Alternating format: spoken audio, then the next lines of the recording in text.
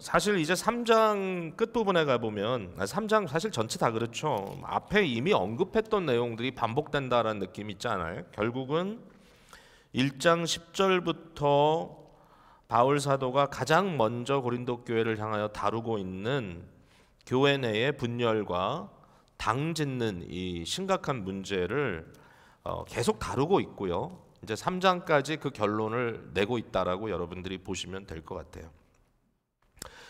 이게 얼마나 황당한 일인가, 이것이 얼마나 잘못된 일인가, 이것이 얼마나 하나님의 명예를 추락시키는 일인가, 이것이 얼마나 교회를 교회답지 못하게 하는 일인가라는 얘기를 지금 바울은 계속 쏟아내고 있어요. 말이 안 되는 일인데 이런 일이 고린도라고 하는 지역에 있던 초기 교회에 있었고, 또 이것은 단순히 어떤 한 공동체 안에 나눠져 있다라기보다도 한 도시 안에 여러 가정교회들이 있는데 어떤 가정교회는 바울파, 어떤 가정교회는 아볼로파, 어떤 가정교회는 게바파, 또 심지어는 그리스도파라고 각자 나름대로 자기의 어떤 주도권을 행사하려고 하는 그런 알력이 있었다는 얘기입니다.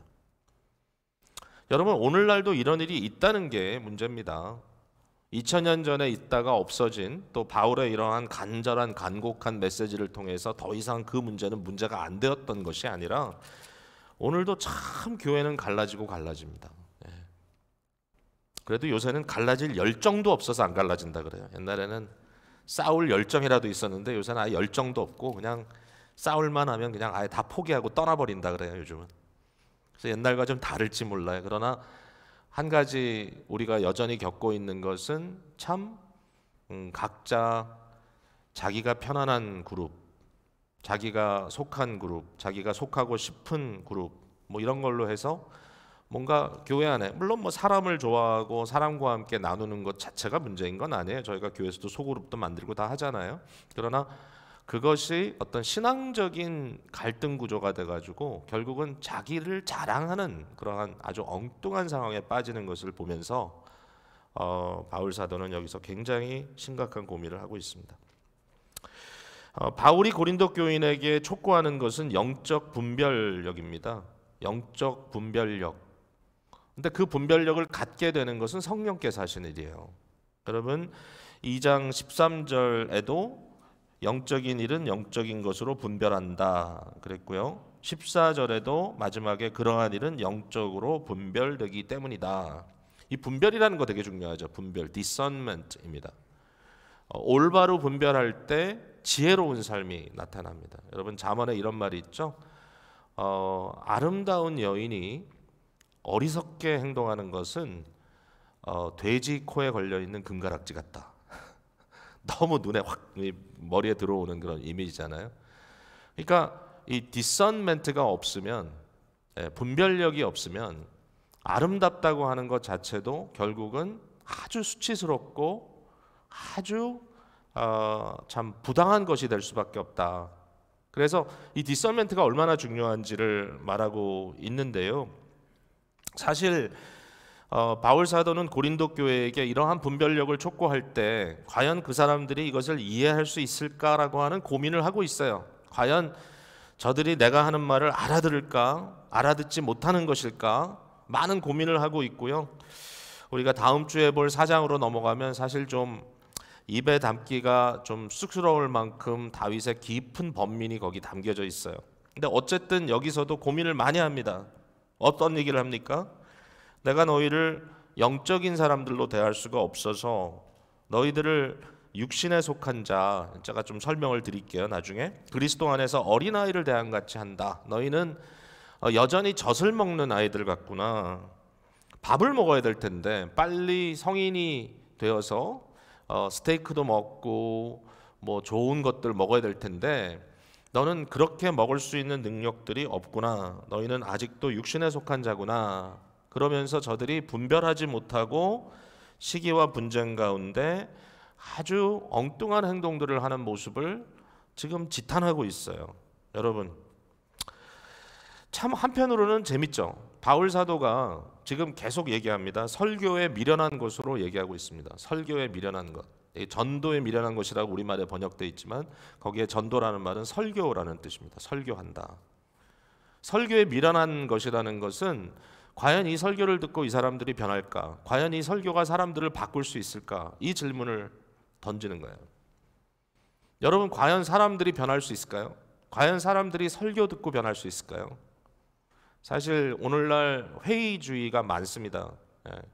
설교를 매주 듣는다고 해서 사람들이 정말 변하느냐? 근데 바울 사도는 이 설교가 어리석다 그래요. 어리석다. 인간의 기준으로는 그냥 말을 여기저기 던지는 것 같고, 또 이 사람들처럼 이처럼 영적으로 어린 자들에게 이러한 영적인 메시지를 전달할 때 과연 이 사람이 듣고 이해나 하겠냐? 이러한 전달하는 자체가 사실은 무의미한 게 아닌가? 이 사람들에게는 아무 역사도 일어나지 않는 것이 아닌가라고 하는 고민이 있을 수 있다라는 거예요. 그럼에도 불구하고 바울 사도는 계속해서 우리가 보았지만 성령께 의존합니다. 성령께서 하시는 것이다. 성령께서 깨닫게 하시는 것이다. 여러분, 우리가 크리스찬으로 살아갈 때 굉장히 중요한 이 안목의 변화가 있어야 됩니다. 우리 눈이 바뀌어야 됩니다. 우리는 육신의 눈으로 보고 육신의 눈으로 판단하고, 그러므로 육에 속한 것이 그렇게 커 보이고, 반면에 영에 속한 것은 별로 들어오지 않습니다. 여러분, 우리가 누구를 예배합니까? 영이신 하나님을 예배합니다. 영의 세계가 큽니까? 육의 세계가 큽니까? 영의 세계, 그 모든 것을 주관하실 뿐만 아니라 주인공 되시는 하나님께서 그 거대함 속에 우리가 보기에 엄청나게 거대한 우주를 만드셨는데, 이 우주가 아무리 거대하다 할지라도 하나님의 거대함을 따라갈 수가 없습니다. 여러분, 많은 사람들은 육신 속에 영이 있다고 생각하잖아요. 중세기의 철학자인 아퀴나스는 그걸 뒤집었습니다. 아니다. 영 속에 육신이 있는 것이다. 왜? 영의 세계가 육신의 세계보다 거대하기 때문에. 영의 세계가 훨씬 더 실제적이다. 이걸 볼 수 있어야 되는 거죠, 여러분. 성령의 역사, 영적인 역사가 구체적입니다. 이것을 감지해야 됩니다. 여러분, 오늘도요, 우리가 아무리 세상에 살아가는 삶 속에 고달프고 힘들어도요, 영의 세계, 이 하나님께서 여러분을 만지시면 해결됩니다. 그러니까 이걸 우리는 요행이라고 보진 않아요. 크리스찬들은, 그건 물론 하나님의 주권입니다. 그러니까 우리가 우리 생각대로 누가 용하다 그래가지고 내가 너를 만지면 하나님이 너를 만지는 거야, 이따 얘기하는 사람들 앞에 가끔 가서는 꾹뻑 죽는데, 여러분 그러지 마세요.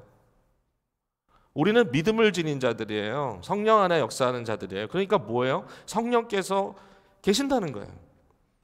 거룩한 하나님, 창조주 하나님이 계시고, 그 하나님께서 우리를 만지시면, 우리를 타치하시면, 우리의 인생에, 우리의 심령에 불을 지피시면 놀라운 변화들이 일어날 것이다 라고 우리는 믿음으로 확신하는 자들이에요.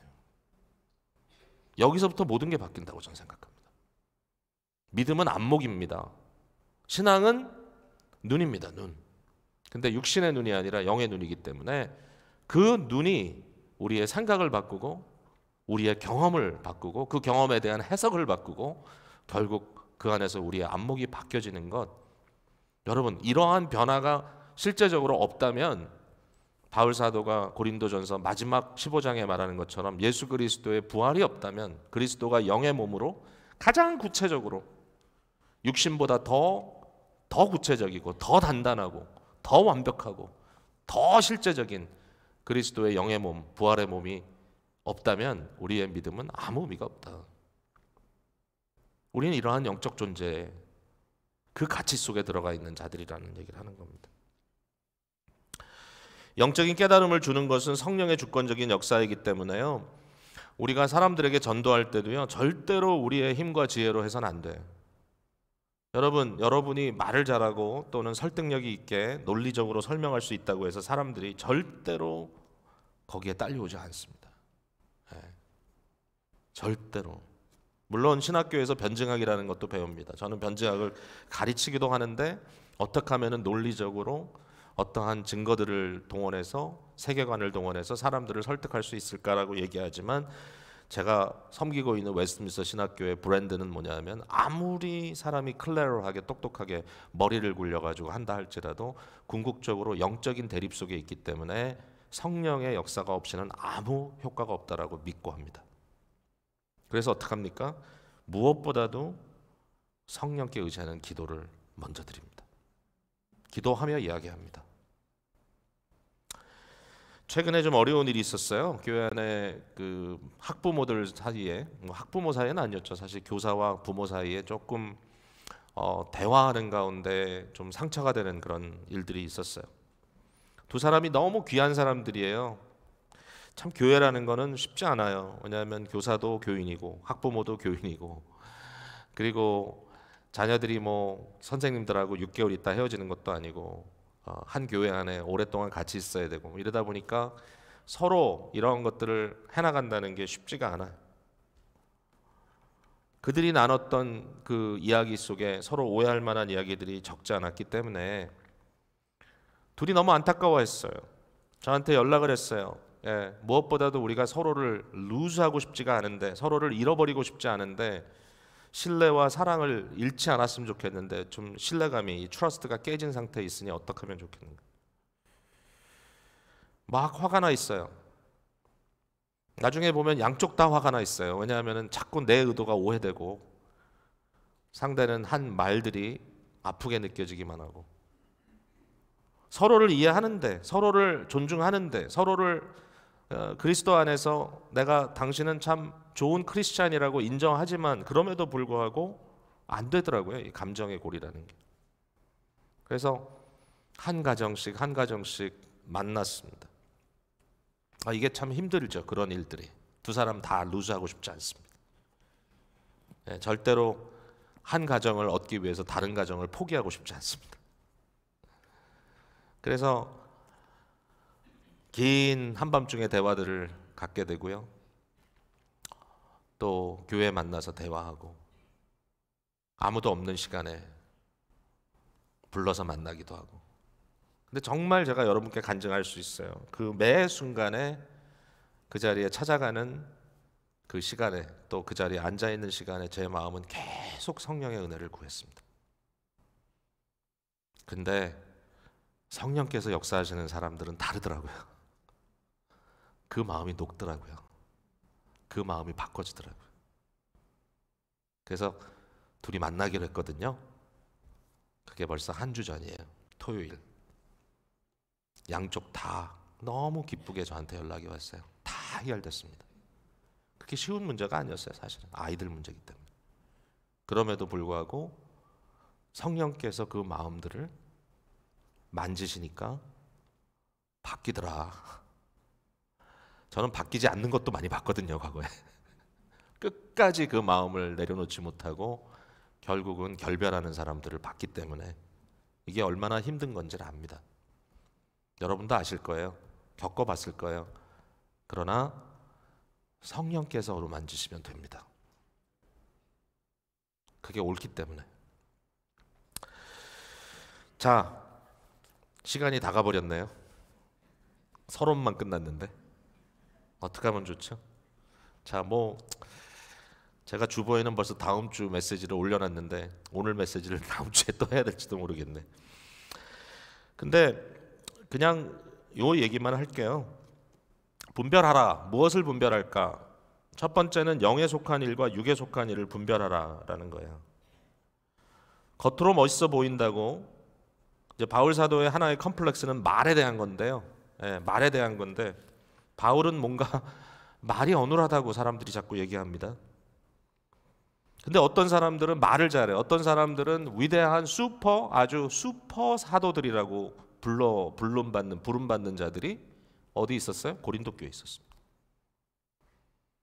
바울은 이 갈등 속에 얘기합니다. 절대로 겉으로 멋있다고 하나님의 일을 잘하는 것이 아니다. 말을 잘한다고 하나님을 잘하는 것이 아니다. 여러분 정말 그렇게 생각합니까? 우리가? 여기에 온전한 자, 즉 성인이 된 자와 어린아이의 차이가 뭐냐면요. 여러분 생각해 보세요. 우리 다 어때요? 눈에 보기 좋은 거를 보고 싶죠. 미디어 문화에 세츄레이트되어 있는 저와 여러분 이렇게 말 좀 더듬고 어눌하게 설교하는 사람 설교 듣고 싶어요? 뭔가 그 말 속에 자연스럽게 흘러나오는 감동을 여러분들이 좋아하지 않나요? 뭐 저도 말을 아주 못하는 사람은 아니죠, 여러분. 근데 그게 문제예요. 제가 영적으로 해이해지면 자꾸 말로 설교해요. 머리로 설교하고. 그럴 때가 많아요. 그래서 성숙해져야 돼, 제가. 감사하게도 이런 얘기가 좀 부끄럽긴 한데 예전보단 조금 성숙해지는 것 같아요. 예전보다는. 아직 갈 길이 멀지만. 그게 뭐예요? 사람의 멋을 가지고 영적인 일을 할 수 없다라는 자각이에요. 아무리 훌륭한 말로 설득을 해도 사람은 바뀌지 않는다는 거예요. 근데 성도들이 그걸 같이 겪어야 됩니다. 같이 디선해야 합니다. 육에 속한 사람은 사람을 따라 행합니다. 그래서 세상적인 가치에 함몰되어 하나님의 뜻이 뭔지 그 뜻을 받아들이고 그 뜻 안에 복종하는 것을 잘 못해요. 사실은 어리석게 느껴집니다. 그죠? 사람에 속한 자들은요, 사람을 따라 행하는 자들은요, 육에 속한 사람은 영적인 일이 아주 어리석어 보입니다. 조금 전에 말씀드렸던 이렇게 서로 관계가 깨진 상태에서도, 신뢰가 깨진 상태에서도 어떻게 해서든지 그리스도의 사람들이고 우리가 한 교회의 사랑을 나눠야 될 사람들이기 때문에 힘겹지만 그러나 사람을 사랑해야 된다고 생각하는 그 자체가 어리석어 보입니다. 내가 왜 그걸 해야 돼? 너 없으면 못 살아 내가? 내가 너한테 왜 이런 수모를 당해야 돼? 이해하려고 하지 않고 회복하려고 하지 않고 그것을 픽스하려고 하지 않아요. 왜? 뭐하러 그런 힘든 일을 합니까? 어리석은데. 사람을 이해하는 것 어렵습니다. 왜 하려 합니까? 내가 가지고 있는 물질로 주의 나라를 섬기는 것, 내 물질이 얼마나 귀한데 내가 얼마나 힘겹게 이 물질을 얻었는데 돈이 많기 때문에 많은 돈을 들여서 사역한다고 그 사람이 더 큰 일을 하는 건 아니라고 예수님께서 분명히 가르쳐 주셨어요. 많은 자의 유혹은 사실상 내가 내놓는 것은 그렇게 큰 게 아닌데 내가 가진 걸로 계산했을 때 그럼에도 불구하고 내가 큰 것을 내놨다고 하는 자부심 속에 빠지는 겁니다. 반면에 아무것도 가지지 않은 과부가 동전 2개를 하나님의 사역을 위하여 헌신하는 것은 삶 전체를 내놓는 일입니다. 어리석습니다. 먹고 살아야 되잖아. 사르밧 과부가 마지막 먹고 죽을 밀가루와 기름을 가지고 선지자를 대접했다라고 한다면 물론 그 안에 영적인 모든 내용을 우리가 모른다면 단순히 인간적인 관점에서 인간적인 어떠한 매니플레이션의 관점에서 본다면 말이 안 되는 스토리죠. 어떻게 그럴 수가 있어요. 마치 없는 자를 유린하는 것 같은 악한 행동처럼 보일 수도 있으니까요. 그러나 그것이 영적인 역사 속에 역동 속에 하나님의 역사를 신뢰하고 하나님의 말씀의 우선순위를 따라간 것으로 이해됐을 때 어떤 일들이 벌어지나요? 놀라운 일들이 벌어지죠. 그러나 사람을 따르는 자, 육신의 눈을 가진 사람들에게 그것은 어리석기 짝이 없습니다. 이걸 어떻게 설득시킬 거예요? 이걸 어떻게 설득시킬 거예요, 여러분? 내가 손해를 보고 있는 것 같은데 그 손해를 보는 가운데 주님의 사람을 섬기는 것이 여전히 귀하다는 것. 여러분 진짜 하나님께서 보기 싫어하는 거는요, 여러분이 그냥 의무감 때문에 하는 거예요. 나 교회 어떠다 보니까 집사도 되고 장로도 되고 목사도 됐는데 뭐 안 하면 부끄러우니까 해야 되니까 내가 이 책임은 감당해야 되니까. 근데 그 매 순간에 창의력도 없어지고 그 매 순간에 마음의 열정도 식어버리고 매 순간에 하는 모든 것들이 그냥 바텀라인만 해버리는 거예요. 왜 그렇습니까? 인간이 보기에 어리석어 보이기 때문이죠. 여러분 바빠 죽겠는데 왜 시간 드립니까? 여러분 이 추운 날 밤에 왜 이 자리에 앉아 있습니까? 저는 오늘 이렇게 여러분 많이 오실 줄 몰랐어요. 여러분은 엄청나게 어리석은 사람들이에요. 근데 왜 그래요? 주님 만나야 하니까. 주님이 우리를 타치해 주셔야 사니까. 단순히 의무입니까? 오늘 미사 뭐 찬양하기 위해서 억지로 나오신 겁니까? 아니요. 그것만은 아니리라 생각합니다. 그리고 오늘 밤에 분별력을 주실 때 우리가 영의 사람이 무엇인지, 영적인 체험이 어떤 것인지, 그러므로 이렇게 인간적으로 따졌을 때는 말이 안 되는 것 같지만 이것을 통하여 우리의 삶 속에 놀라운 하나님의 넘치는 은혜가 역사하는 것을 경험하게 될 것입니다. 고난 중에, 지극히 큰 고난 중에 하나님의 은혜만을 사모하며 견디는 것도 세상의 눈엔 너무 어리석습니다. 그러나 하나님의 백성들은 성령으로 분별하기 때문에 그 일을 감당합니다. 오늘도 그런 부르심이 여러분에 있다는 사실을 다시 한번 마음에 간직하시고 기도로 주께 나아가시는 여러분들 되시기를 주님의 이름으로 축복합니다.